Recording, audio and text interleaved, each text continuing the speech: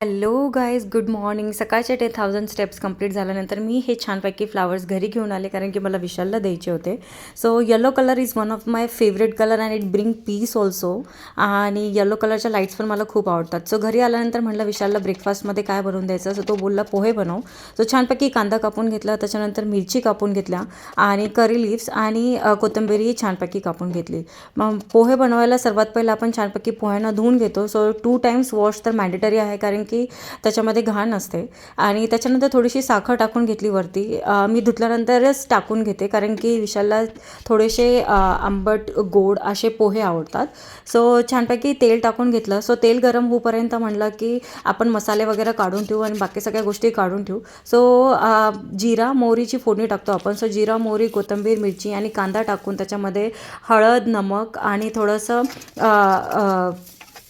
अजवाईन टाकून घेतला. सो त्याच्यानंतर पोहे मिक्स करून छानपैकी त्याला परतून घेतले. वरतून मी थोडीशी कोथिंबीर आणि त्याच्यानंतर मी लेमनही टाकून घेतला, कारण की आमच्या दोघांना लिंबू खूप जास्त आवडतो.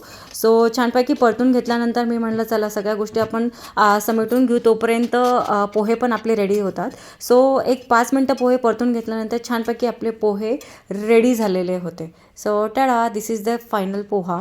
सो त्याच्यानंतर जे स्पेअर पोहे होते ते मी घेतले खायला, कारण की मला ॲसिडिटी होते, मी जास्त पोहे नाही खात. सो छानपैकी क्लिनिंग वन्स अगेन करून घेतली, कारण की मला किचन कट्टा साफ खूप जास्त आवडतो आणि त्याच्यानंतरच मला काम होतं. छानपैकी दूध गरम करून घेतलं. सो म्हटलं आज विशालला चहाच्या जागी आपण कॉफी घेऊ. लॉकडाऊनमध्ये डलगोना कॉफीचा ट्रेंड खूप जास्त सुरू झालेला होता. नॉट ओन्ली डलगोना कॉफी, केकचाही ट्रेंड सुरू झालेला होता. सो फायनली छानपैकी कॉफी आणि साखरला छानपैकी फेटून घेतल्यानंतर आपली डलगोना कॉफी रेडी झालेली होती. त्याच्यानंतर फक्त आपल्याला त्याच्यामध्ये गरम उकळतं दूध ॲड करायचं आहे. आणि ही कॉफी जी आहे ही स्ट्रॉंग आणि डार्क असते, सोबतच ती अशी एकदम थिकही असते. सो छानपैकी मी आणि विशालनी कॉफी एन्जॉय केली.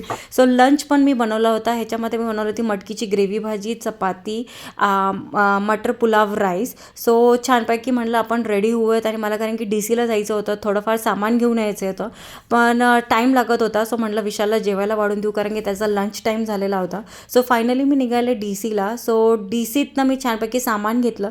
सो बघता बघता संध्याकाळ झालेली होती. म्हणलं मी, विशाल आणि माऊ आम्ही निघालो बाहेर DK बिर्याणी हाऊसला. सो तिथे मी बिर्याणी घेतली, विशालनी अंडा राईस प्लेट घेतला. सो हे खाऊनच आपला दिवस इथे संपतो. भेटूया आपल्या नेक्स्ट ब्लॉगमध्ये. असंच खूप सगळं प्रेम देत राहा आणि बाय बाय. आणि माझ्या चॅनलला लाईक करा, शेअर करा आणि सबस्क्राईब करायला विसरू नका. Bye bye.